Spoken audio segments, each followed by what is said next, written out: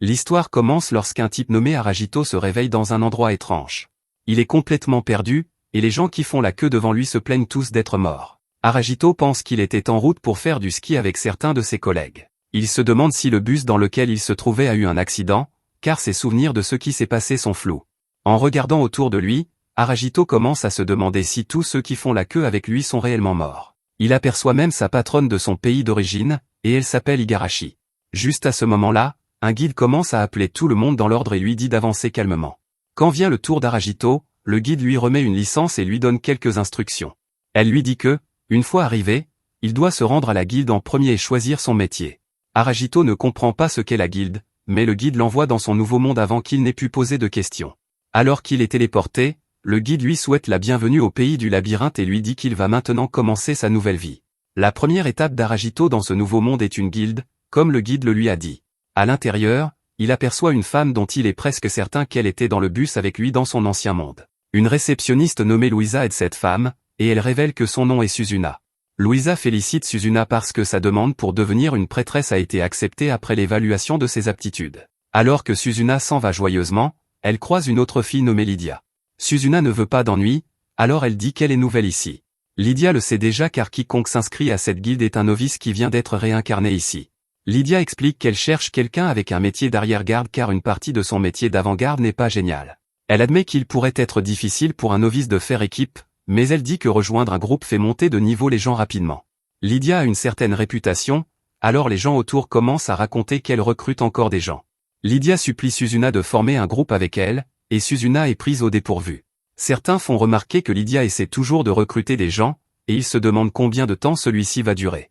Ils disent que, peu importe sa force, cela finit toujours de la même manière à cause de quelque chose chez elle. Aragito les entend, et il se demande ce que ce quelque chose est. Tout le monde rit de Lydia, mais Suzuna surprend tout le monde en acceptant l'invitation de Lydia. Lydia est ravie d'entendre cela, alors elles vont boire du thé ensemble pour célébrer. Louisa remarque alors qu'Aragito a une licence non enregistrée, alors elle l'appelle pour commencer.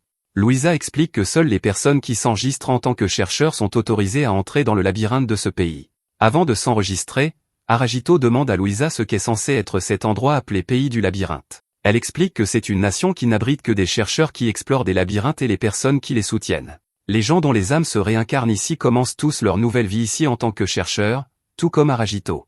En entendant tout cela, Aragito réalise qu'il est vraiment mort dans son ancien monde. Il a soudainement mal à la tête, alors Louisa s'inquiète que ses souvenirs soient en désordre à cause de la réincarnation. Elle s'excuse d'avoir tout expliqué si vite et propose un guérisseur, mais Aragito dit qu'il va bien. Il est prêt à commencer en enregistrant sa licence. Louisa fait remarquer que la ligne du métier sur sa licence est vierge, donc il doit la remplir. Il peut écrire n'importe quel métier pour lequel il pense être fait ou celui qu'il veut le plus essayer. Aragito est surpris qu'il ne choisisse pas parmi une liste prédéfinie, alors Louisa explique pourquoi le système fonctionne ainsi. Les gens se réincarnent ici avec toutes sortes d'expériences, donc ce système leur permet d'en tirer le meilleur parti. Aragito sait à quel point cette décision est importante, alors il prend un moment.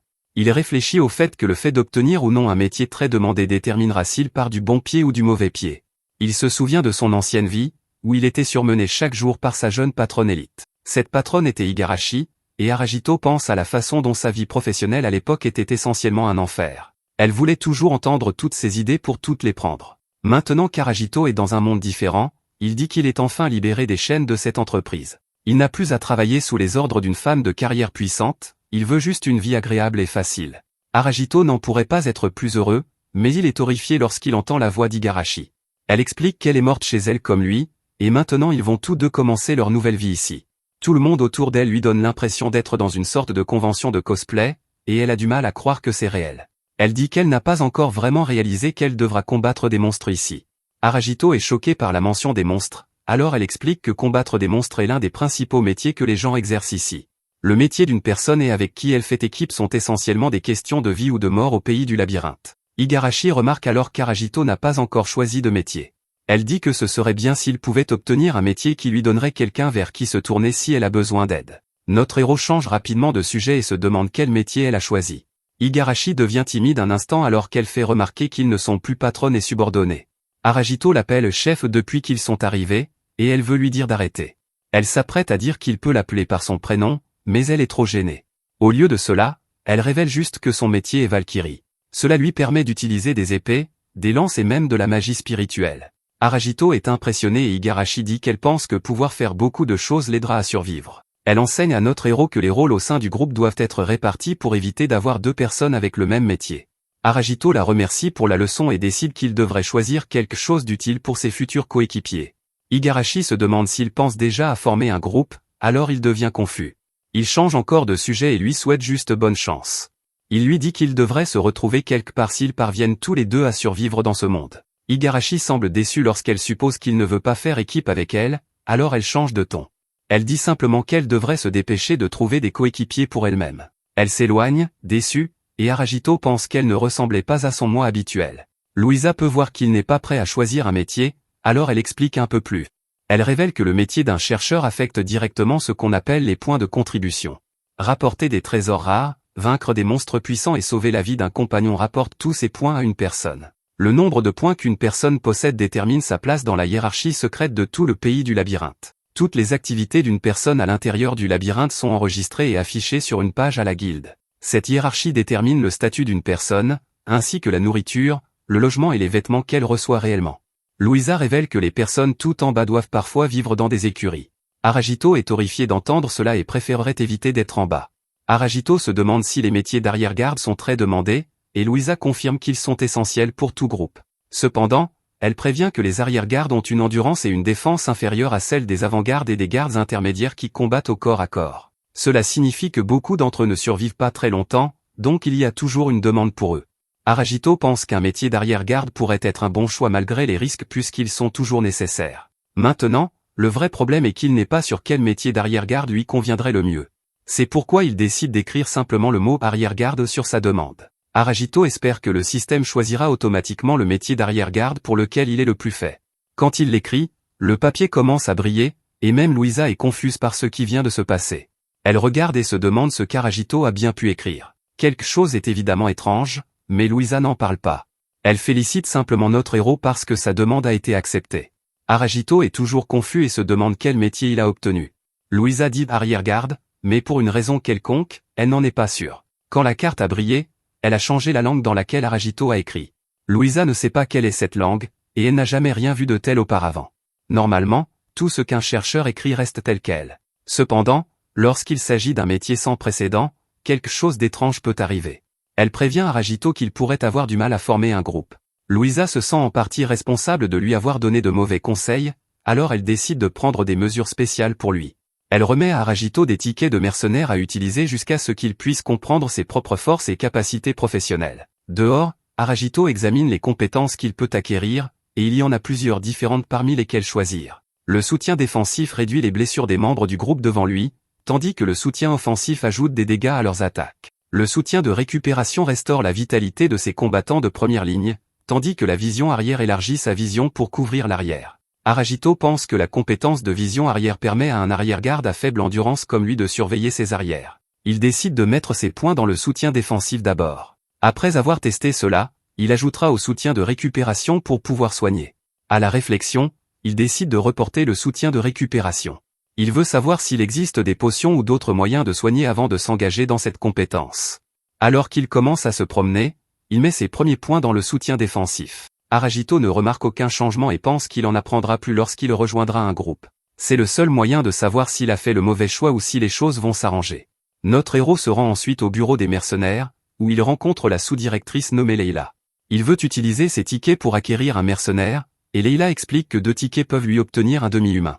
Aragito préférerait un avant-garde qui peut utiliser un bouclier, mais Leila explique que le seul disponible est un homme lézard femelle. Elle dit que cet homme lézard est un rogue qui peut utiliser la plupart des équipements et porte un bouclier en cuir. Elle devrait être très utile au premier étage du labyrinthe où il va, qui s'appelle le champ de l'aurore. Aragito réfléchit et détermine qu'il devrait commencer son voyage en testant le soutien défensif niveau 1 sur des monstres faibles. Il se tourne vers Leila et dit qu'il aimerait engager l'homme lézard. Leila va le chercher, et Aragito imagine à quoi elle ressemblera.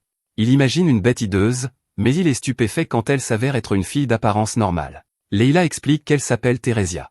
Aragito dit qu'elle ressemble à un humain, mais Leila révèle qu'elle est en fait une ancienne humaine. Un demi-humain est ce en quoi une personne se transforme après avoir été tuée par un monstre à l'intérieur d'un labyrinthe. C'est une des raisons pour lesquelles les gens disent toujours que les morts ne peuvent pas être ressuscités au pays du labyrinthe. Si la transformation peut être annulée d'une manière ou d'une autre, un demi-humain peut retrouver sa forme originale. Aragito se demande pourquoi elle est traitée comme un homme lézard, et Leila explique quelque chose troublant à propos des demi-humains. Tout d'abord, contrairement aux humains normaux, il n'est pas illégal d'apposer le sceau d'esclave sur les demi-humains.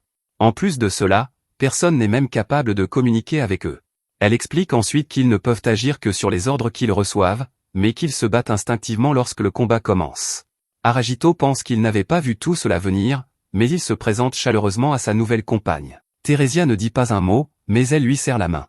Alors qu'ils marchent ensemble dehors, on voit que notre héros a acheté une fronde. Il pense qu'il a enfin une arme et un partenaire, donc il commence à se sentir vraiment comme un vrai chercheur. Il se sent mal, cependant, de faire combattre une petite fille comme Theresia, alors il prévoit de rester tranquille aujourd'hui. Son plan est de trouver des monstres faibles, de tester ses compétences, puis de rentrer tôt.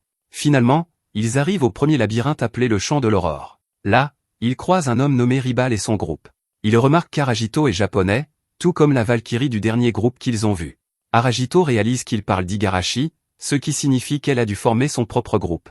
Ribal se présente et explique qu'il gagne sa vie en sauvant des gens qui ne peuvent plus bouger à l'intérieur des labyrinthes. Aragito se présente à son tour et se demande si les labyrinthes sont vraiment dangereux puisque Ribal doit en sauver des gens. Ribal dit qu'ils ne sont pas si mauvais tant qu'une personne n'affronte pas d'ennemis qu'elle ne peut pas gérer. Ribal détermine que, puisqu'Aragito a un mercenaire, il devrait aller bien tant qu'il s'en tient à combattre des monstres de bas niveau. Cependant, il l'avertit de faire attention aux monstres nommés car tout novice qui en affronte un va mourir. Il dit à Aragito de sortir directement du donjon s'il en aperçoit un. Aragito le remercie pour la leçon importante, et Ribal dit d'appeler son groupe s'il a des ennuis. Ils patrouillent souvent dans le labyrinthe, mais ils ne peuvent pas être à l'intérieur tout le temps pour aider tout le monde, mais ils feront de leur mieux s'ils les appellent. Aragito se tourne vers Theresia et lui dit qu'il est temps d'entrer. Quand ils entrent, Aragito est surpris de voir que cela ressemble à un champ ouvert. Finalement, une étrange créature apparaît devant eux, et Aragito se demande si c'est une sorte de monstre boule de duvet. Sa licence l'identifie comme une boule de coton de niveau 1, et Theresia se prépare au combat. La chose commence à tourner, et Aragito se demande si c'est l'un des monstres dont Ribal l'a averti. La boule de coton attaque notre héros, mais Theresia la bloque sans hésitation. Aragito est choqué car il n'arrive pas à croire que cela frappe aussi fort au niveau 1. Aragito dit qu'il devrait s'enfuir, mais Theresia n'écoute pas. Il remarque qu'elle est toute couverte d'égratignures et que, pour une raison quelconque, sa vie elle-même diminue. La créature se précipite vers eux, alors Aragito essaie de dire à Theresia de s'éloigner, mais elle intervient plutôt pour le protéger. Elle est visiblement blessée alors que ses PV tombent rapidement à zéro. Aragito se demande ce qu'il fait en laissant une petite fille le protéger. Il sait qu'il doit faire quelque chose, mais il n'est pas sûr de ce qu'il peut faire en tant qu'arrière-garde. Juste à ce moment-là, il se souvient de sa compétence de soutien défensif. Elle réduit les blessures des membres du groupe devant lui de 10 points, alors il l'utilise sur Theresia. Son timing est parfait, et Theresia est prise au dépourvu lorsqu'une barrière apparaît devant elle. Aragito dit alors à Theresia de bouger juste après qu'il ait tiré sur le monstre. Il le touche avec sa fronde, et Theresia enchaîne avec une attaque. Aragito est ravi de voir qu'ils ont gagné, mais Theresia est toute blessée. Il se sent vraiment mal et regrette de ne pas avoir utilisé sa compétence plus tôt. Il pense qu'il devrait quitter le donjon pour la faire soigner, mais elle ne veut pas. Aragito s'excuse auprès d'elle et admet qu'il ne prenait rien de tout cela au sérieux. Mourir dans un combat comme celui-ci n'avait même jamais été dans ses pensées, mais il comprend enfin le danger maintenant. Il remercie Theresia de l'avoir protégée et promet qu'il fera sa part pour la protéger désormais. Juste à ce moment-là, ils entendent un cri au loin. Ils vont voir ce que c'est, et Aragito est choqué de découvrir que c'est Igarashi. Son groupe semble combattre quelque chose, alors lui et Theresia vont l'aider. Les aventuriers ont rencontré une bête rouge, et ils se demandent ce qu'un monstre nommé fait ici. Aragito est choqué car il réalise que c'est l'un des monstres dont Ribal a dit qu'il doit fuir. La bête appelée le Visage Rouge s'apprête à attaquer, et notre héros appelle Igarashi. Surprise, au lieu d'essayer de se battre, Igarashi utilise pas Mirage pour aider ses amis et esquiver l'attaque. Aragito est impressionné et il se demande si c'est une compétence de Valkyrie. Un homme nommé Baldwick est gravement blessé et il crie qu'il ne veut pas perdre la vie. Il dit qu'il ne peut pas rester ici et il sort un parchemin de retour. Cet objet permet instantanément à son utilisateur et à son groupe de quitter un labyrinthe, mais cela réduit leur point de contribution. Baldwick l'utilise et il s'échappe avec son groupe. Aragito est horrifié, cependant, quand il voit que le chef Igarashi a été laissé derrière. Cela lui fait réaliser qu'elle n'était en fait pas en groupe avec ces gars-là. Aragito dit à Igarashi de s'enfuir parce que lui et Theresia peuvent prendre le relais. Igarashi refuse et leur dit de fuir à la place parce qu'elle dit qu'elle ne peut pas se permettre de perdre ici. Aragito attaque la bête pour attirer son attention, mais Igarashi ne le permettra pas. Elle l'attaque aussi et lui dit que c'est elle qu'elle devrait combattre. Cela fonctionne car la bête se précipite pour l'attaquer. Aragito peut dire qu'elle est trop faible en puissance pour activer pas Mirage à nouveau parce qu'elle se prépare à attaquer. Le visage rouge évite son attaque et charge à nouveau. Aragito essaie désespérément d'utiliser le soutien défensif pour la protéger, mais pour une raison quelconque, cela ne fonctionne pas. La bête la frappe, puis elle s'en prend à Aragito.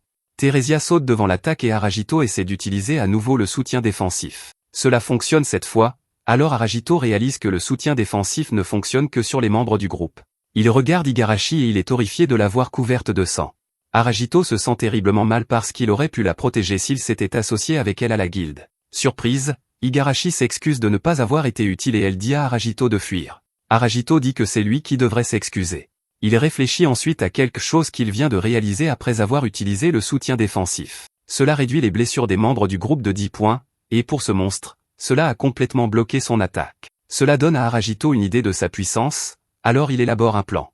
Il pense à sa compétence de soutien offensif et à la façon dont elle ajoute 10 points de blessure aux attaques des membres de son groupe qui sont devant lui. Juste à ce moment-là, la bête s'apprête à mettre fin à la vie d'Igarashi, alors Aragito dit à Theresia qu'il va avoir besoin de son aide. Il sait que ses attaques ne feront rien à cette bête, mais les attaques de Theresia, renforcées par son soutien offensif, l'abattront. Aragito donne le buff à Theresia, et elle détruit le monstre. Igarashi est dans un très mauvais état, alors Aragito dit à Theresia d'appeler Ribolt à l'aide. Theresia le contacte et Aragito s'occupe d'Igarashi. Il remarque qu'il vient de monter de niveau au niveau 2, ce qui signifie qu'il peut obtenir le soutien de récupération. Il le débloque, mais il doit demander à Igarashi de rejoindre son groupe pour pouvoir l'utiliser sur elle. Elle espère qu'il ne se moque pas d'elle, alors elle rejoint, puis elle s'évanouit. Aragito utilise sa compétence sur elle et il est soulagé de voir qu'elle commence à récupérer. Aragito range ensuite le visage rouge vaincu, et nous voyons que Ribolt est arrivé. L'état d'Igarashi est toujours très grave, alors il l'emmène immédiatement voir un guérisseur. Les deux filles qu'Aragito avait vues auparavant arrivent et elles se demandent ce qui a bien pu se passer. Aragito explique qu'un monstre nommé est apparu et que c'était serré, mais qu'ils ont réussi à s'en occuper. Les filles sont stupéfaites car cette boule de coton rouge est capable d'anéantir complètement des groupes de niveau 3 entiers. L'une d'elles exige de savoir comment ils l'ont vaincue, mais elle réalise qu'elle est impolie. Aragito travaillait autrefois avec ses filles, et elles se présentent comme Lydia et Suzuna. Suzuna se demande ce qui est arrivé à Igarashi car elles sont toutes les deux inquiètes pour elle. Aragito lui dit de ne pas s'inquiéter car la vitalité d'Igarashi a déjà récupéré. Lydia est d'abord stupéfaite, mais elle réalise que ce qu'elle pensait ne peut pas être vrai.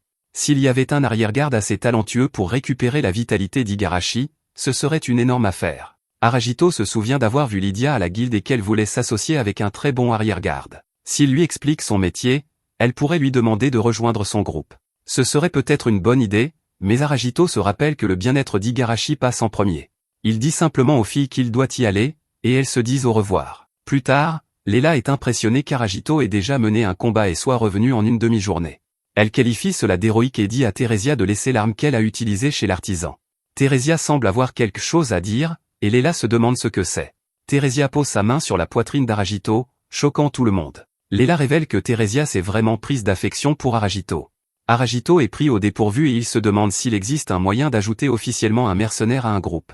Leila est maintenant celle qui est surprise parce qu'il parle de Theresia. Elle révèle que cela coûte 100 tickets de cuivre pour acheter un mercenaire. Elle ne dit normalement cela qu'à ceux qui engagent des mercenaires humains, mais elle veut qu'Aragito le sache. Aragito estime que le prix n'est pas si élevé si cela fait de Theresia un véritable membre de son groupe. Ils ne sont partis en quête ensemble qu'une seule fois, mais la coéquipière qu'est Theresia est déjà indispensable. Plus tard à la guilde, Louisa s'inquiète qu'Aragito ait pu être blessé, mais il lui fait remarquer qu'il est indemne. Il aimerait lui parler en privé, alors ils vont dans une autre pièce. Aragito sort le visage rouge qu'il a vaincu, et Louisa passe en revue les résultats de sa première quête. Il a abattu Redface, qui est un monstre portant une prime, donc sa récompense est de 20 pièces d'or. Louisa voit ensuite son total de points de contribution, et elle est absolument abasourdie de voir le nombre 280. Elle dit que c'est bien trop incroyable car le plus qu'elle ait jamais gagné en tant que chercheuse n'était que de 105. Elle a même dû tuer 50 boules de coton juste pour atteindre le niveau 2, donc c'est incroyable. Aragito demande à propos d'une statistique appelée confiance qui est affichée sur sa licence. Louisa explique que le fait qu'un chercheur établisse ou non des relations harmonieuses avec d'autres chercheurs se reflète dans ses points de contribution. La confiance ne peut normalement pas être quantifiée, mais une licence l'évalue et la quantifie en fonction de l'état de vos coéquipiers. Le taux d'augmentation de la confiance d'un chercheur affecte également ses points de contribution, mais il dépasse rarement 5 en une seule quête. Louisa est stupéfaite car Aragito a mystérieusement 50. Elle ne peut que se demander à quel point Aragito s'est rapproché de son coéquipier. Aragito réalise que c'est probablement pour cela que Theresia agissait comme elle le faisait plus tôt. Il réfléchit ensuite à quelque chose qu'il vient de réaliser. Pour tirer le meilleur parti de ses pouvoirs d'arrière-garde, il a besoin de très bonnes relations avec son avant-garde et sa garde intermédiaire. Cela signifie qu'au fur et à mesure qu'il les soutient, elles s'attacheront à lui de manière anormale. Aragito panique en réalisant que le fait qu'elle ressente des choses aussi fortes pour lui pourrait s'avérer être une très mauvaise chose. Louisa fait remarquer que la confiance n'augmente généralement pas avec un demi-humain, ce qui rend son ombre encore plus étonnant. Elle déclare que son nouveau métier inconnu pourrait être le métier d'arrière-garde le plus puissant du monde entier. Aragito écarte modestement la remarque, mais il demande à Louisa de n'en parler à personne. Elle comprend parce que si la nouvelle se répand, beaucoup de gens pourraient essayer de l'utiliser. Louisa révèle ensuite que son classement général actuel est un peu plus de 137 000e. C'est parmi tous les chercheurs du monde entier. Il est également un 124e dans le district 8. Il y a 3000 chercheurs ici, ce qui signifie qu'Aragito est dans la première moitié. Cela lui donne droit à un logement dans une suite, et notre héros n'en croit pas ses yeux. Louisa dit ensuite qu'on lui a dit qu'Igarashi s'était réveillé. Aragito lui rend visite, et le chef Igarashi le remercie car elle pensait qu'elle était morte. Elle prévient que des groupes de haut rang se battront probablement pour lui une fois qu'ils apprendront ses exploits. Il a vaincu un monstre nommé, et il a grimpé très rapidement dans les classements. Igarashi est cependant dure avec elle-même parce qu'elle a été mise KO et a dû être secourue. Elle a gagné 0 point de contribution, et elle admet qu'elle a simplement choisi un métier qui lui semblait cool. Pour empirer les choses, elle n'a même pas pu trouver quelqu'un qui voulait faire équipe avec elle. Elle pensait qu'elle pourrait s'en sortir seule, mais elle a complètement échoué. Aragito la surprend cependant quand il dit qu'elle avait l'air plutôt cool quand elle l'a vue en danger et qu'elle ne s'est pas enfuie. Cela l'a finalement motivée, et il dit humblement que c'était purement par hasard qu'il ait tué la bête. À ce moment-là, Aragito lui demande si elle aimerait rejoindre officiellement son groupe. Si elle décide qu'il ne vaut pas la peine de faire équipe avec lui, elle peut toujours partir. Aragito est déçu quand elle se tourne, mais ce n'est pas ce qu'il croit. Igarashi fait remarquer qu'il lui a sauvé la vie, et qu'il l'a même réconforté ensuite. Elle dit qu'elle n'est pas le genre de perdante qui le refuserait après tout cela. Igarashi accepte son offre et elle lui dit qu'il peut cesser de l'appeler chef. Il l'appelle simplement par son nom, et elle dit qu'elle se réjouit de travailler avec lui. Plus tard, Igarashi se demande si Aragito ne voit vraiment pas d'inconvénient à ce qu'elle reste chez lui pendant qu'elle s'installe. Cela ne le dérange pas du tout, alors elle accepte son offre très généreuse. Ils font quelques courses sur le chemin du retour, et Aragito est surpris par les vêtements qu'Igarashi regarde. Il ne l'a vu qu'en costume parce qu'ils ne se sont jamais rencontrés en dehors du bureau. En fait, ils n'ont même jamais parlé d'autre chose que du travail, donc c'est un peu embarrassant pour Igarashi. Alors que leur journée continue, Igarashi commence à s'ouvrir en parlant de son passé. Ses parents étaient très contrôlants et elle n'avait jamais son mot à dire dans sa propre vie. Finalement, elle a reçu une demande en mariage d'un des clients de son père, et elle a réalisé qu'elle ne pouvait pas continuer à laisser les gens contrôler sa vie. C'est pourquoi elle a travaillé dur pour construire sa carrière entièrement par elle-même. Elle a travaillé frénétiquement chaque jour pour atteindre un point où ses parents n'auraient plus leur mot à dire. Nos héros vont boire un verre ensemble pour la première fois, et Aragito réfléchit à ce qu'elle a dit. Il réalise qu'elle est telle qu'elle est parce qu'elle essayait de protéger sa propre vie. Igarashi est stupéfaite quand il dit qu'il est content d'avoir fait sa connaissance. Ils vont faire partie d'un groupe ensemble, donc c'est bien d'avoir une amitié solide. Pendant qu'ils mangent, Aragito surprend des gars parler d'une personne appelée l'épée de la mort. Cette personne est Lydia, et cela attire l'attention de notre héros. Ils ont entendu qu'elle a recruté une novice pour l'élever jusqu'à ce qu'elle devienne quelque chose. Ils réalisent aussi qu'elle a dû courir jusqu'ici après avoir quitté la brigade du Chevalier Blanc. Cela signifie qu'une chercheuse de haut rang comme elle traîne un passé, et cela pourrait être une bonne opportunité pour eux. L'un des gars dit à son ami de se taire, et il devient très clair qu'ils ont de mauvaises intentions. Plus tard, Aragito et Igarashi se disent bonne nuit et vont se coucher. Igarashi ne peut s'empêcher d'interrompre son repos car elle aimerait qu'il dorme avec le dos tourné vers elle. Aragito dit qu'il n'avait même pas remarqué et qu'il a dû se retourner dans son sommeil. Igarashi s'excuse parce qu'elle sait que c'est bizarre, mais cela la fait se sentir étrange. Juste à ce moment, Aragito réalise ce qui se passe réellement. Il regarde sa licence et voit que tout cela est causé par sa compétence d'arrière-garde appelée soutien de récupération. La façon dont les lits sont positionnés fait que les deux sont techniquement considérés comme avant-garde et arrière-garde. Aragito s'excuse frénétiquement et dit qu'il va dormir dans le salon. Là, il réalise que cette compétence reste en effet en dehors du combat, et qu'elle lui fait ressentir quelque chose. Cela ne va pas être bon, donc il va devoir déplacer son lit. Le lendemain matin, Igarashi se présente à Theresia et la remercie de l'avoir sauvée. Theresia ne dit pas un mot comme toujours, alors Igarashi se demande si elle a dit quelque chose de mal. Aragito lui dit de ne pas s'inquiéter car c'est comme ça que Theresia est toujours. Quand ils arrivent à leur destination, Aragito explique quelques-unes des améliorations qu'ils ont obtenues. Theresia a reçu un petit bouclier rouge qui réduit les dégâts de feu, et Igarashi a reçu une écharpe qui fait de même. Quant à Aragito, il a fait passer son lance-pierre à une bien meilleure arme appelée le coup de lame. Maintenant qu'ils ont ces objets, Aragito déclare que les deux filles serviront d'avant-garde. Il se lance dans le combat, et Aragito utilise le soutien défensif pour aider Igarashi à vaincre un monstre. Il l'utilise à nouveau et confirme qu'il atteint tous les membres de son groupe qui servent d'avant-garde. Il continue le combat, et à la fin, Aragito regarde ce qu'ils ont accompli. Ils ont anéanti 15 boules de coton et 3 abeilles à dard empoisonnées. Aragito est très satisfait car cela prouve que son groupe fonctionne incroyablement bien. Finalement, ils arrivent à l'entrée du deuxième étage du labyrinthe. Ils n'ont qu'à y entrer, mais Igarashi pense que cela a l'air sinistre. Aragito pense qu'il a besoin de 100 tickets pour ajouter Theresia à son groupe. Il veut le faire dès que possible, alors il devrait combattre les monstres bien plus forts qui se trouvent au deuxième étage. Cependant, des rumeurs circulent qu'un monstre nommé y est apparu. On l'appelle le Juggernaut, et il est assez vicieux pour anéantir des groupes de niveau 3 et 4. Le groupe d'Aragito n'est encore que de niveau 2, alors le rencontrer serait la fin pour eux. Il dit aux filles qu'ils rentrent pour aujourd'hui, mais ensuite ils entendent un cri. Ils n'ont pas de temps à perdre, alors ils se précipitent vers le deuxième étage. Là, ils trouvent Lydia et Suzuna devant un monstre géant. Il s'appelle un ORC accro, et il est vraiment dangereux. Lydia dit à Suzuna de rester en arrière, et elle déclenche son attaque taille transperçante. Elle élimine l'ORC, mais les bêtes dangereuses restent. Aragito dit à Igarashi et Theresia qu'ils s'occuperont d'elles-mêmes. Aragito essaie d'en toucher une avec son lance-pierre, mais elle est trop loin. Il protège ensuite Theresia pour qu'elle puisse éliminer une des abeilles. Igarashi utilise une attaque d'éclair, et elle élimine l'autre toute seule. Aragito s'occupe de Suzuna et elle dit qu'elle va bien. Elle admet qu'elle a l'impression de retenir Lydia, mais Lydia n'est pas d'accord. Elle fait remarquer que Suzuna est arrivée jusqu'ici et a vaincu un tas de boules de coton. Juste à ce moment, Aragito comprend ce qu'il faisait. Pour aider Suzuna à monter de niveau plus vite, ils ont dissous leur groupe. De cette façon, Lydia pouvait attirer les ennemis vers elle et laisser Suzuna porter le coup final. Cette stratégie ne fonctionne pas bien contre les abeilles, alors Aragito pense qu'il devrait cibler différents monstres. Lydia dit qu'ils ne peuvent pas faire cela parce qu'ils n'ont pas de temps.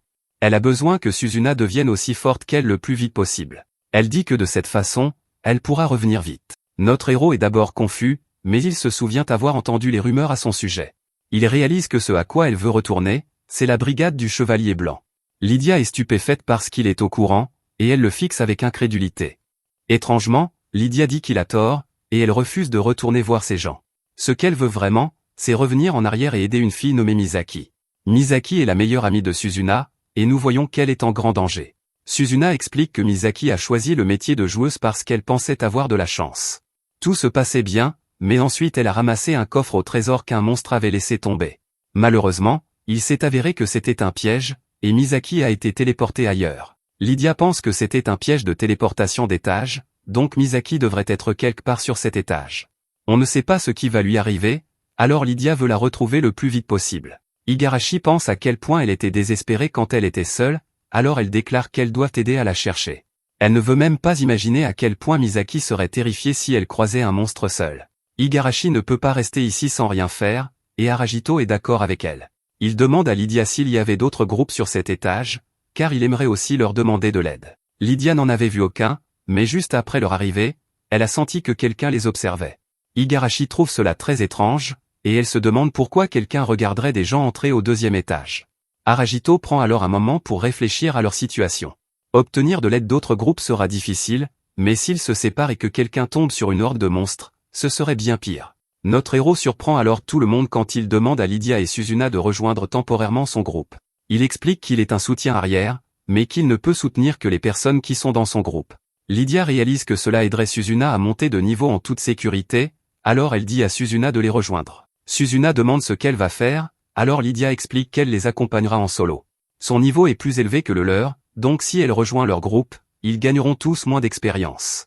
Aragito a une question, alors il interroge une dame à propos de quelque chose qu'elle a dit à la guilde. Elle a dit qu'il y avait un aspect du métier d'avant-garde qui n'était pas le meilleur, et il se demande s'il y a quelque chose qu'ils devraient savoir. Lydia dit simplement que si elle leur dit de courir, alors ils doivent la laisser derrière et s'enfuir. C'est tout ce qu'elle leur demande, alors Aragito accepte. Lydia réitère qu'elle ne rejoindra pas le groupe d'Aragito, mais qu'elle suivra ses ordres. Il peut prendre tout ce qu'elle trouve, et s'il manque jamais d'argent, il peut venir la voir. Suzuna se présente alors formellement et explique que son métier est celui de prêtresse de sanctuaire. Tout le monde se regroupe, mais quelque chose préoccupe notre héros.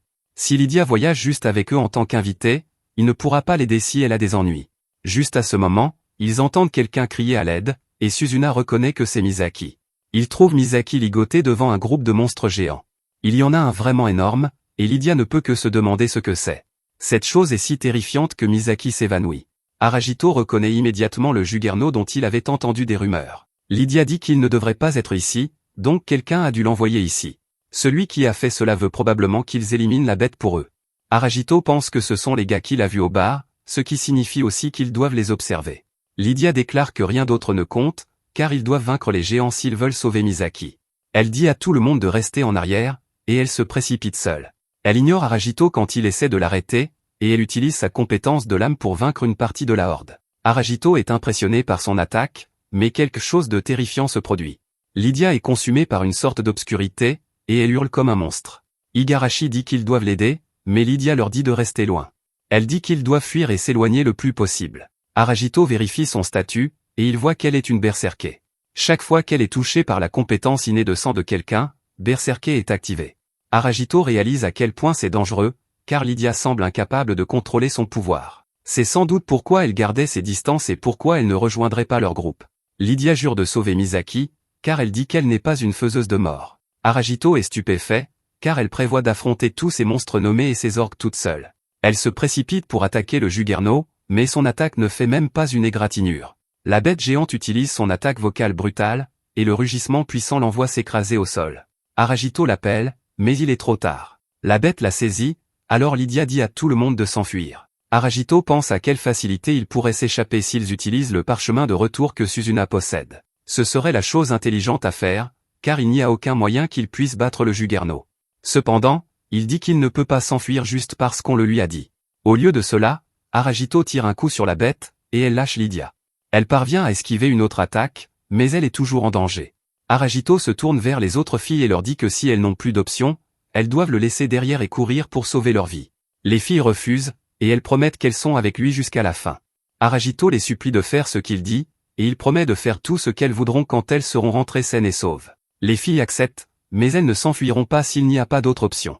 Aragito leur permet de rester à proximité, mais il leur fait promettre d'avoir le parchemin de retour prêt. Il pense alors que si l'une d'elles reçoit un coup direct du Juggernaut, elle ne survivra pas. Cependant, il voit que Lydia est capable d'esquiver les attaques du Juggernaut. Cela signifie qu'ils peuvent créer une opportunité pour contre-attaquer.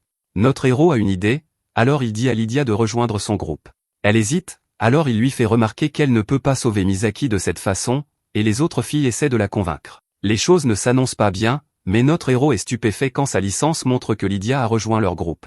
Il lui ordonne immédiatement d'utiliser une attaque qui inflige beaucoup de dégâts. Il pense que les attaques physiques n'ont pas fonctionné contre le Juggernaut. Cependant, s'il ajoute 10 points à chacune des attaques de Lydia, cela pourrait peut-être percer. Aragito lui donne un coup de pouce, alors Lydia se précipite. Elle utilise sa compétence Red Sonic pour s'approcher, puis Lame Florale pour déchaîner une rafale d'attaque. Le plan d'Aragito fonctionne parfaitement, car les frappes renforcées de Lydia abattent la bête géante. Aragito craint qu'il n'y ait plus d'ennemis à proximité, alors il dit aux autres filles d'aller couvrir Lydia. Juste à ce moment, les gars du bar se révèlent, et ils se préparent à mettre fin à la vie de Lydia. Aragito dit aux filles de l'aider pendant qu'il les soutient. Les filles n'hésitent pas une seconde, et elles éliminent tous les voyous avec les renforcements d'Aragito. Igarashi est vraiment impressionné par la précision de Suzuna, et Suzuna elle-même est surprise. Elle dit que ses attaques semblaient un peu étranges, et c'était une sensation qu'elle n'avait jamais eue auparavant. Tout cela grâce à Aragito, alors il dit à tout le monde de simplement supposer que lorsqu'elles sont devant lui, leurs attaques seront renforcées. Notre héros va ensuite voir Lydia, et elle dit qu'elle va bien. Elle se sent pathétique de ne plus avoir d'énergie, mais Aragito lui dit que ce n'est pas grave. Il utilise sa compétence de soutien de récupération et lui dit que cela la remettra en pleine forme. Lydia est alors heureuse d'apprendre que Misaki va bien. Elle était inquiète, car elle n'était pas sûre de pouvoir la sauver, alors elle remercie Aragito pour son aide. Misaki se réveille et elle serre immédiatement Suzuna dans ses bras. Elle était terrifiée, alors elle remercie son amie de l'avoir sauvée. Pendant ce temps, Lydia s'excuse, car elle sait que ce qu'ils viennent de la voir faire était assez déroutant. Elle sait que c'est beaucoup, alors elle promet d'expliquer plus tard. Aragito regarde alors le cadavre du Juggernaut, et il voit qu'il tient quelque chose. Il se demande si c'est un de ses coffres au trésor, et Lydia donne plus de détails. Elle explique que les monstres nommés laissent presque jamais tomber des coffres au trésor noir comme celui-ci. Elle révèle que ce genre de coffres sont de véritables trésors que tout chercheur rêve de trouver. Cependant, elle avertit qu'Aragito ne doit pas l'ouvrir à la légère. Elle lui dit de demander à la guilde de les orienter vers un ouvreur de coffre qui pourra désamorcer le piège à l'intérieur. Juste à ce moment, Misaki remercie notre héros de l'avoir sauvé. Elle ne connaît rien au donjon ni au métier de chercheur, mais à partir de maintenant, elle promet de faire de son mieux pour apprendre. Elle veut commencer par demander à Aragito de l'inviter à dîner. Aragito est pris au dépourvu, mais les autres filles disent qu'elles ont aussi faim. Notre héros accepte de les emmener, alors il dit à Theresia qu'il la ramènera d'abord au bureau des mercenaires. Theresia ne répond pas, alors les autres filles font remarquer qu'elle veut aussi manger avec elle. La très excitée Misaki dit qu'elle voulait dire à Theresia à quel point sa tête de lézard est mignonne, et il devient très clair que les filles seront toutes bonnes amies. Avant le dîner, ils se rendent tous à la guilde pour faire leur rapport. Louisa crie comme une folle, car elle n'arrive pas à croire qu'ils ont vaincu un Juggernaut. Elle est tellement choquée qu'elle perd connaissance un instant, et elle leur dit de venir lui parler dans une autre pièce. Là, elle explique qu'il y a des monstres qui apparaissent couramment et d'autres qui sont rares. Quant au Juggernaut, il est extrêmement rare parmi les crocs à poil nommés.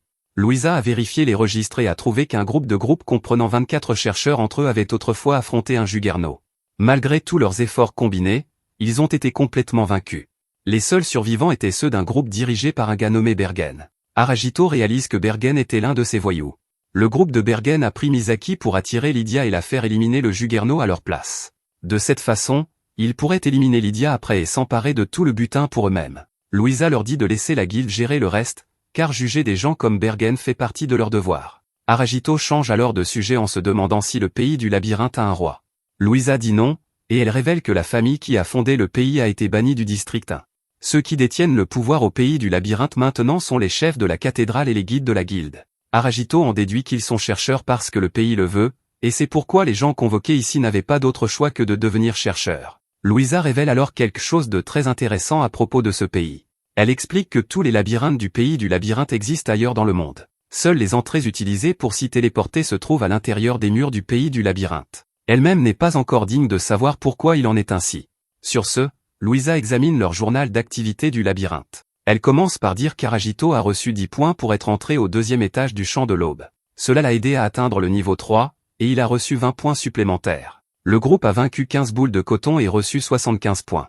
Puis ils ont vaincu 8 abeilles à lance de poison pour 64 points. La liste continue, car le groupe a gagné une quantité incroyable de points. Cela comprend la somme énorme de 800 points pour avoir vaincu le Juggernaut. Ils reçoivent aussi beaucoup de points de confiance, pour avoir si bien collaboré. Les points semblent infinis, car ils reçoivent des points pour avoir sauvé Misaki et combattu des criminels. Aragito est un soutien arrière, ce qui signifie qu'il bénéficie plus que quiconque, car il a soutenu chacun d'eux. Au final, le total des points de contribution de chercheur d'Aragito est un hallucinant 1649. Cela signifie qu'il est désormais classé 2e dans tout le district 8. Louisa dit qu'un score de points de contribution à 3 chiffres est déjà assez impressionnant, mais il est passé à 4 chiffres en seulement 2 jours. Aragito est lui-même surpris, et Louisa dit qu'il est vraiment extraordinaire. Misaki demande s'ils peuvent enfin aller manger, et Aragito invite Louisa. Elle se joint à eux, et ils vont dans un restaurant.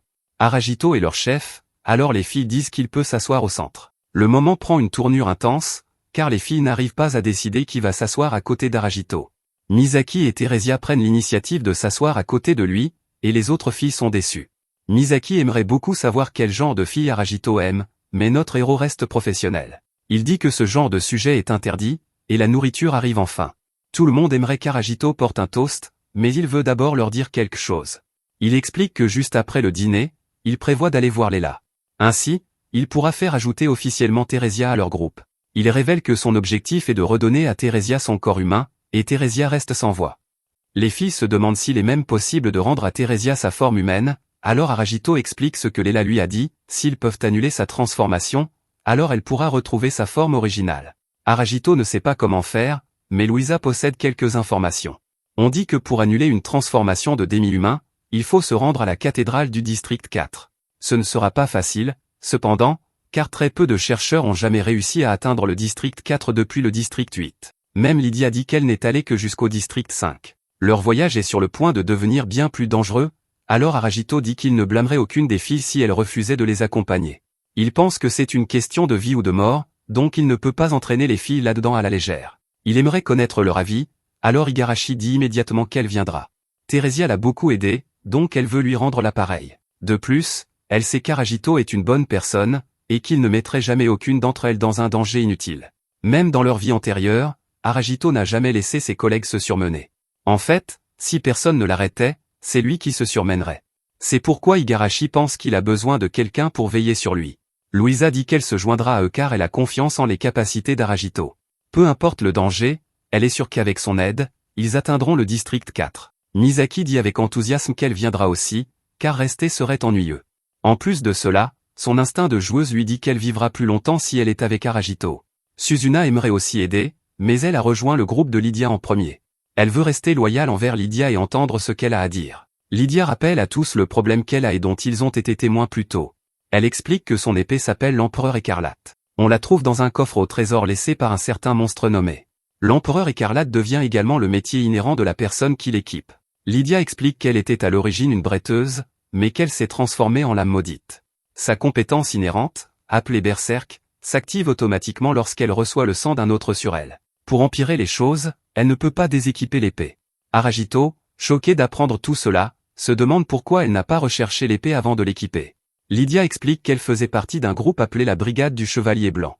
Ils récupèrent les coffres des monstres nommés et utilisent l'équipement obtenu pour devenir plus forts. Ils n'évaluent rien car cela ne leur importe pas si l'équipement est maudit. Les membres ne peuvent pas non plus refuser d'équiper des objets, car ils feront tout pour devenir plus forts. À l'époque, Lydia voulait aussi devenir plus forte, mais maintenant elle le regrette. Elle a l'impression que cette épée l'a transformée en quelque chose de totalement différent. C'est pourquoi elle peut comprendre Theresia, et pourquoi elle a décidé de les accompagner. En retour, elle aimerait aussi leur aide. Elle dit qu'elle a ses raisons pour avoir besoin de recommencer à avancer, mais qu'elle ne peut pas le faire seule. Aragito accepte de l'aider à annuler la malédiction, et il dit qu'ils pourront chercher un moyen de le faire en chemin. Tout le monde célèbre alors qu'ils acceptent tous de faire le voyage ensemble. À la fin de la nuit, on voit qu'Igarashi et Louisa ont un peu trop bu. Aragito retourne au bureau des mercenaires, alors Lydia dit qu'elle peut ramener les autres filles chez lui. Au bureau des mercenaires, Aragito parle avec Leila. Il révèle qu'il a les 100 tickets de cuivre, donc il veut faire de Theresia un membre officiel de son groupe. Leila pensait qu'un nouveau venu mettrait au moins un mois pour en obtenir autant, elle est donc impressionnée. Notre héros n'a mis qu'un jour, mais il dit humblement qu'il a eu de la chance. Il promet de la protéger dans leur quête pour la rendre à nouveau humaine. Leila explique qu'elle donne aux demi-humains un endroit où ils ont leur place, mais ce n'est pas son véritable objectif. Elle veut vraiment leur rendre leur âme, mais elle manque de force. Elle déclare qu'un chercheur brillant et honnête comme Aragito est son rayon d'espoir. C'est beaucoup de responsabilités, mais notre héros promet de faire de son mieux. Il dit ensuite que parfois, il a l'impression de pouvoir comprendre ce que ressent Theresia, même si elle ne peut pas parler. Il ne saura pas si c'est juste une supposition ou non tant qu'il ne pourra pas lui parler. Leila fait remarquer qu'il n'est pas courant que les demi-humains aient des sentiments. Cependant, il est assez clair que Theresia semble plus ouverte envers Aragito aujourd'hui qu'hier. Leila demande à notre héros de prendre soin de Theresia, et Aragito promet qu'il le fera. En rentrant chez eux, Aragito dit à Theresia qu'elle n'a pas à marcher derrière lui. Il dit qu'elle peut marcher où elle veut, alors elle marche devant lui. Elle change d'avis pour se tenir à côté de lui, et il lui rappelle qu'elle peut faire ce qu'elle veut. Tout ce qu'il demande, c'est qu'elle reste un peu devant lui lorsqu'ils sont au combat. Ainsi, il pourra la soutenir avec toutes ses capacités. Theresia veut continuer à marcher un moment, et Aragito lui dit qu'il comptera sur elle. Quand il rentre à la maison, les filles se préparent à prendre un bain. D'abord, Lydia dit à Aragito que lorsque son rang augmentera, il devra réfléchir à l'endroit où il logera. Louisa explique en lui rappelant qu'il est maintenant classé 7e dans tout le district 8. Cela signifie qu'il peut maintenant déménager dans une suite royale, et le plafond est de 8 résidents. Elle dit que les logements de Suzuna et Lydia seraient automatiquement annulés, mais notre héros ne comprend pas pourquoi. Lydia explique qu'un groupe ne peut pas avoir plus de 8 membres, donc les chambres qu'un groupe peut utiliser doivent permettre un total de 8 personnes. De plus, différents logements ont des capacités différentes. L'avantage d'être dans une meilleure chambre est qu'elle permet de récupérer beaucoup plus rapidement la santé et le mana. Lydia dit que la chose logique à faire est d'avoir tout un groupe vivant ensemble. Aragito déclare qu'il y réfléchira et il va se reposer. Il regarde sa licence et se souvient qu'il a gagné un niveau aujourd'hui, ce qui signifie qu'il peut obtenir une nouvelle compétence. Il y a plusieurs options, alors il les examine. Il est intrigué par une compétence appelée contre-courant, qui contre-attaque automatiquement lorsque l'utilisateur est attaqué par derrière. Les autres options semblent aussi très bonnes, donc il aura besoin de temps pour décider. Aragito se demande si Theresia a une licence, car il aimerait la voir. Theresia lui montre le sceau d'esclave sur son cou et lui dit de le toucher. Cela fait apparaître sa licence, et elle la montre à Aragito. Ils ont tous les deux un point de compétence à attribuer, alors il dit qu'ils peuvent choisir ensemble. Juste à ce moment, Misaki se réveille de sa sieste et promet d'être utile à Aragito. Son métier est joueuse, donc l'avoir à ses côtés facilite la recherche de trésors. Aragito ne peut que se demander pourquoi elle a choisi joueuse comme métier, alors elle dit que cela semblait amusant. Elle a toujours été bonne aux jeux de cartes, et sa famille a même acheté un billet de loterie qui a gagné 100 000 yens. Aragito détermine qu'elle a vraiment de la chance, alors Misaki dit qu'il peut compter sur elle. Misaki remarque que tout le monde est allé prendre un bain, alors il décide de les rejoindre. Aragito se dirige vers le bain des hommes tandis que Theresia rejoint les filles dans le bain des femmes. Notre héros profite de son moment de solitude, et rien d'inapproprié ne se produit qui doive être coupé de ce résumé. Ensuite, Aragito doit refroidir Theresia après qu'elle ait surchauffé dans le bain. Il est temps de décider dans quelle chambre tout le monde dormira, alors Misaki révèle qu'elle a inventé un jeu. Il y a cette route, et celle que vous choisissez décidera où vous dormirez. Aragito se souvient que dormir dans une chambre avec quelqu'un pourrait être dangereux à cause de ce qui s'est passé avec Igarashi. Il ne saurait pas comment expliquer cela aux filles, alors il joue simplement au jeu. Heureusement, sa route fait qu'il dort seul dans le salon. Il se prépare à aller au lit, et Theresia vient lui rendre visite. Il détermine qu'elle retournera bientôt dans son lit, alors il regarde à nouveau ses compétences. Aragito aimerait choisir contre-courant, mais il se rappelle que les compétences qui profitent au groupe passent en premier. C'est pourquoi il choisit œil de faucon, qui améliore sa capacité à surveiller les situations lorsqu'il est en retrait. Aragito l'utilise immédiatement, et une grille couvre toute la pièce. Notre héros peut immédiatement ressentir la différence car la zone dont il a conscience est beaucoup plus large. Il est sûr que cela sera utile, mais il est épuisé maintenant, et il s'endort. Au milieu de la nuit, Igarashi se sent très étrange, et les autres filles révèlent qu'elles aussi. Elles sont attirées par Aragito, mais elles ne savent pas ce qui se passe. Le lendemain matin, tout le monde passe en revue ce qu'ils vont faire. Louisa dit qu'elle organisera une visite des suites pour Aragito afin qu'il puisse choisir un nouvel endroit. Ensuite, elle trouvera un ouvreur de coffre pour ouvrir le coffre qu'Aragito a trouvé. Après avoir vaincu la bête géante, Aragito demande si quelque chose d'étrange s'est produit la nuit dernière, et toutes les filles font comme si de rien n'était. Notre héros se rend ensuite chez le dissecteur qui a fabriqué leur équipement à partir du matériau des visages rouges. Tout était de très haute qualité, et Aragito dit que cela lui a déjà sauvé la vie. Aragito a apporté le Jugerno à disséquer, donc le gars travaille dessus. Le gars dit que le Jugerno est tellement énorme qu'il a fait appel à tous les ateliers de dissecteurs du district 8 pour diviser le travail. Sa fille est là, et il dit qu'elle meurt d'envie de mettre ses talents à profit sur la pièce du Jugerno qu'ils ont. La jeune fille est très impressionnée parce qu'Aragito leur a apporté 2 monstres nommés en 2 jours. Elle dit que voir son succès lui donne envie de retourner dans un donjon. Elle est sûre qu'elle pourrait disséquer toutes sortes de monstres rares si elle allait avec Aragito. Le propriétaire de l'atelier demande alors ce qu'Aragito aimerait faire du matériau une fois qu'ils auront terminé. Aragito dit qu'il aimerait qu'il les garde pendant qu'il décide s'il veut les vendre ou en faire de l'équipement. Dehors, nos héros sont prêts à visiter les suites, mais plus important encore, à rencontrer l'ouvreur de coffre. Aragito regarde le mystérieux coffre noir, et il ne peut que se demander ce qu'il contient.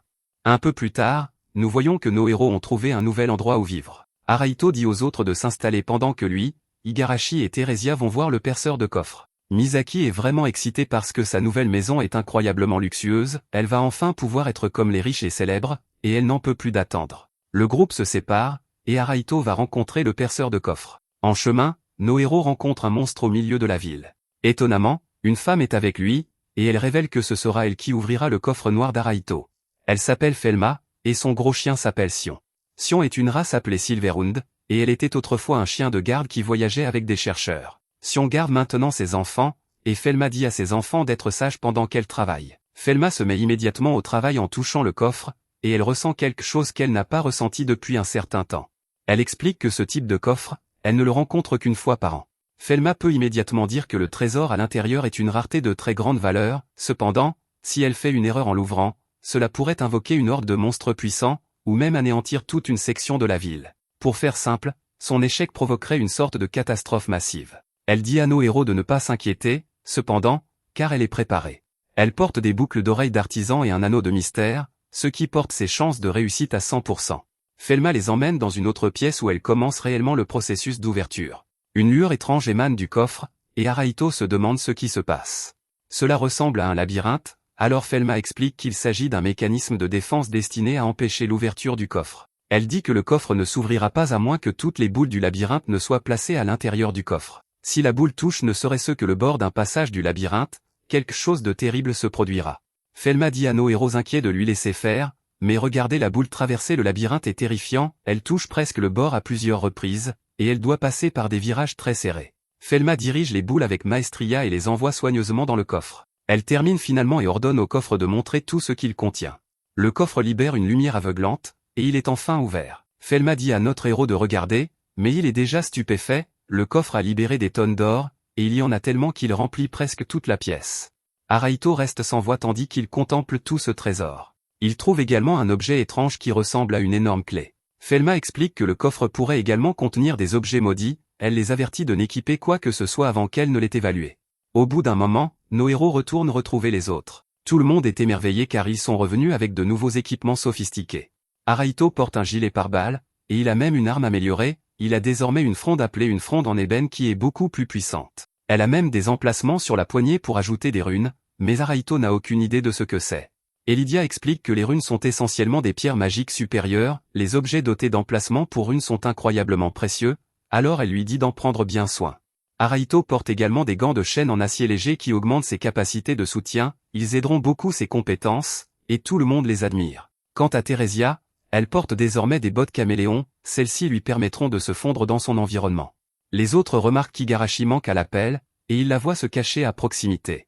Elle est vraiment timide pour une raison quelconque, mais tout le monde est émerveillé de voir qu'elle a une nouvelle armure. Igarashi est gênée par son côté révélateur, mais elle offre beaucoup de soutien, elle s'appelle l'armure de dame en acier léger, et elle augmente sa défense magique. Elle a beaucoup d'autres avantages aussi, mais Igarashi déteste à quel point elle est révélatrice. Igarashi donne ensuite une ceinture qu'elle portait à Suzuna car elle ajoute beaucoup de défense. Suzuna l'essaie, et tout le monde dit qu'elle lui va vraiment bien. À ce moment, Suzuna se souvient que lorsqu'elle a vérifié sa licence plus tôt, son niveau avait augmenté, et elle avait des points de compétence. Araito dit qu'il en va de même pour lui, et pour Igarashi aussi.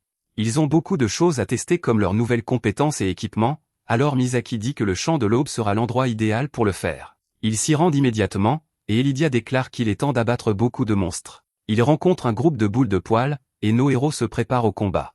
Araito ordonne à Misaki de lancer son arme appelée les dés de fer, Misaki s'étonne elle-même lorsque son attaque parvient à repousser les créatures. Araito regarde sa licence, et elle montre que ses compétences lui donnent des dégâts de soutien supplémentaires. Elidia le remarque aussi, alors elle dit que tout le monde peut s'attendre à voir des augmentations de leur défense et de leurs soins également.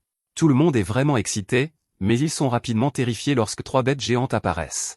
Araito n'a pas peur alors qu'il dit à Suzuna et Igarashi d'utiliser leurs nouvelles compétences, il dit aussi à Theresia d'utiliser sa nouvelle arme, alors ils commencent tous leur attaque. Suzuna utilise l'auto-attaque pour abattre l'une des abeilles, et Araito élimine l'autre. Igarashi libère ensuite sa compétence appelée double attaque et découpe 2 des monstres. Theresia utilise le tranchant du vent, et son coup puissant tranche la bête en 2. Araito conclut que la double attaque d'Igarashi peut toucher 2 ennemis à la fois, et que le tranchant du vent de Theresia envoie l'ennemi voler après l'avoir touché. À ce moment, Suzuna remarque que les personnes devant elle brillent, personne d'autre ne peut voir cela. Araito commence à se demander si Suzuna a une sorte de capacité qui lui permet de voir des choses que les autres ne peuvent pas. Nos héros entrent ensuite dans le 3e étage, où le ciel semble plus sombre que d'habitude. Il y a aussi plus d'arbres ici, alors Elidia avertit qu'une couverture plus dense signifie une plus grande probabilité d'ennemis cachés à proximité. À ce moment, ils entendent un bruit terrifiant, et ils voient qu'il provient d'une meute de loups. Araito fait mettre tout le monde en formation, et il envoie les attaquants en premier. Ils lancent leurs attaques à distance comme d'habitude, mais Igarashi est prise dans un sort. 2 ennemis s'approchent pour la dévorer, mais Theresia parvient à les arrêter. Araito aide Igarashi en brisant le sort, mais il réalise qu'il s'approche trop près. Elidia rappelle à tout le monde de rester sur ses gardes car il y a encore quelque chose à proximité, ils peuvent sentir cette créature, mais ils ne sont pas capables de la voir. Étonnamment, Theresia libère une attaque et commence à poursuivre quelque chose.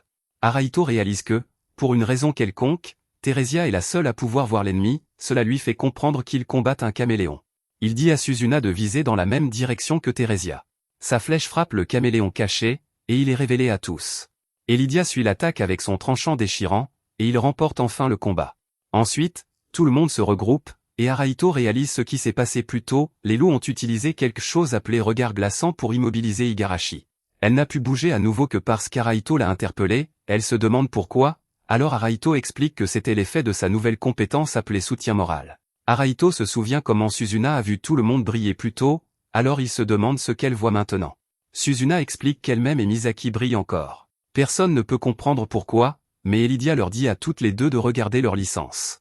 Elles voient toutes les deux que leur morale est à 100%, elles peuvent donc utiliser quelque chose appelé décharge de morale. Elidia dit qu'il semble que le soutien d'Araito ait augmenté leur morale à toutes, avec assez de morale accumulée, elles peuvent se remettre d'effets de statut mineur toutes seules. Quant à la décharge de morale, C'est une capacité qui permet à son utilisateur d'utiliser une compétence puissante inhérente à sa profession. Ce qui la rend folle, c'est que leur morale s'est maximisée après seulement quelques combats. Ils conviennent tous que les deux filles devraient le tester pour voir quelle capacité cela leur donne. Suzuna utilise sa décharge de morale, appelée lecture lunaire, et Misaki utilise la sienne appelée règle de la fortune. Une lumière incroyable brille au-dessus d'elle et atteint la lune. L'un des dés de Misaki tourne au-dessus d'elle, et une lumière descend du ciel. Arahito n'en croit pas ses yeux car on dirait que les filles viennent d'utiliser une attaque combinée. Suzuna semble figée, alors les autres filles se demandent si elle va bien. Arahito parvient à la sortir de cet état, et Suzuna explique que sa tête est devenue vide pendant une minute. Ils remarquent tous que la lumière brille toujours depuis la lune, et Suzuna dit que sa lecture lunaire a été un succès. Il semble que ce soit l'effet de la décharge de morale, mais ils ne savent toujours pas ce qui se passe. Ils suivent la lumière, et elle les mène à une pierre dans le sol. Elidia a déjà vu ces pierres, alors elle explique qu'elles les téléporteront vers un autre étage. Ce qui est vraiment étrange, c'est que le champ de l'aube ne devrait avoir que 3 étages, et ils sont déjà au 3e.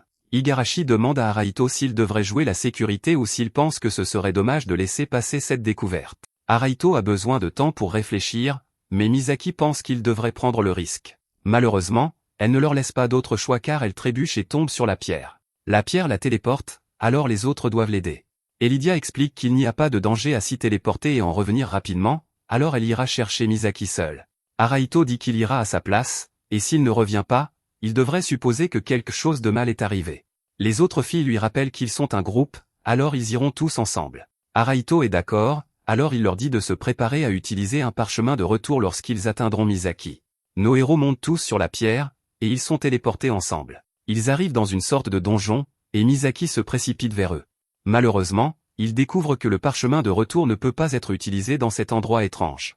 Les filles sont terrifiées, mais elles n'ont pas d'autre choix que d'avancer.